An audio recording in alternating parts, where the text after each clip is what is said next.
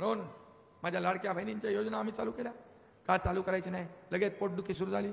म्हणाली खोटी योजना आहे, ही फसवी योजना आहे, पैसे येणार नाहीत, फक्त निवडणुकाची घोषणा आहे. जसे 2 हप्ते तुमच्या खात्यात आम्ही पहिले टाकले, लगेच विरोधक म्हणू लागले लवकर लवकर काढा, लवकर लवकर काढा, सरकार काढून घेईल. अरे काय म्हणावं, हसावी की रडावं? अरे सरकार देणार आहे, हे घेणार नाही. हे देना बँक आहे, लेना बँक नाही.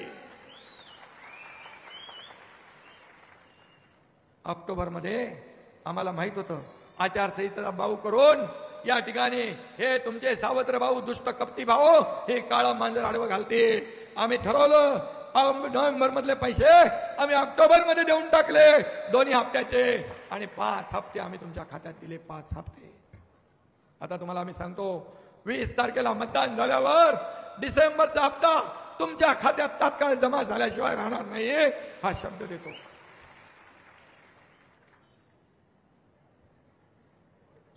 आणि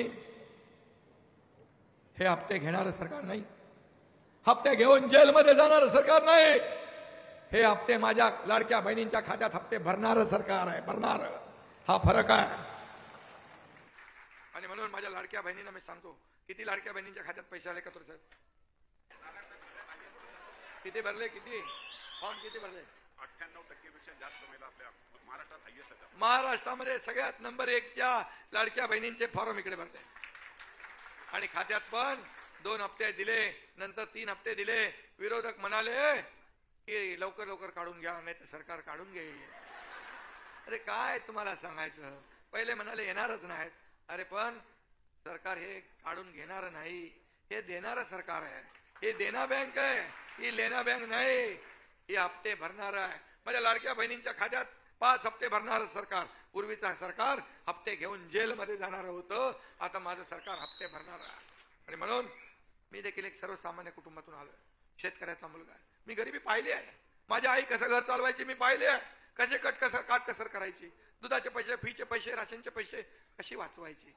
म्हणून जेव्हा माझ्या हातात अधिकार आला, मी मुख्यमंत्री झालो, तेव्हा दोन्ही उपमुख्यमंत्र्यांना सांगितलं आपल्याला अशा योजना करायच्या. ताबडतोब योजनांना आम्ही गती दिली आणि मुख्यमंत्री माझी लाडकी बहीण योजना आम्ही यशस्वी केली, सुपरहिट झाली आणि ती लोकांच्या पायाखालची वाळू सरकली. या लाडक्या बहिणींच्या किती लोकांच्या खात्यात पैसे आले हात वर करा बरं.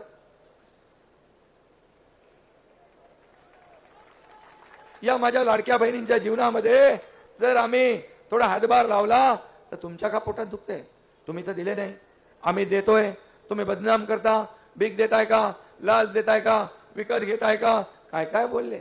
आता या सावत्र भावांना, या दुष्ट कपटी भावांना, या तुमच्या योजनेत खोडा घालणाऱ्या भावांना तुम्ही निवडणुकीत चांगला जोडा दाखवण्याची आवश्यकता आहे.